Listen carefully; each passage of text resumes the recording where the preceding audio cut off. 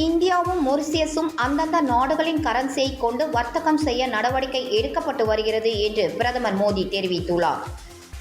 உத்தரப்பிரதேசத்தில் பிரதமர் மோடியை மொரிசியஸ் பிரதமர் நவீன் சந்திர ராம்கூலம் சந்தித்து இருதரப்பு ஒத்துழைப்பு குறித்து பேசினார். பின்னர் செய்தியாளர்களிடம் பேசிய பிரதமர் மோடி, நமது மரபுகள் மற்றும் மதிப்புகள் பல நூற்றாண்டுகளுக்கு முன்பே மொரிசியஸை அடைந்து அதன் வாழ்க்கை முறையில் ஆழமாக வேரூன்றியுள்ளன. நமக்கும் மொரிசியஸ் நாட்டுக்கும் இருப்பது உணர்ச்சி பூர்வமான பிணைப்பு. நம் இரு நாடுகளும் வெறும் கூட்டாளிகள் மட்டுமல்ல, இரு நாடுகளும் ஒரு குடும்பம் என தெரிவித்தார்.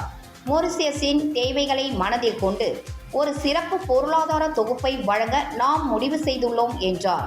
இந்த தொகுப்பு உதவி அல்ல, இது நமது பகிரப்பட்ட எதிர்காலத்தில் ஒரு முதலீடு என்றும், இந்தியா எப்போதும் காலனித்துவ நீக்கத்தையும் மொரிசியஸின் இறையாண்மையை முழுமையாக அங்கீகரிப்பதையும் ஆதரித்துள்ளது என்றும் கூறினார்.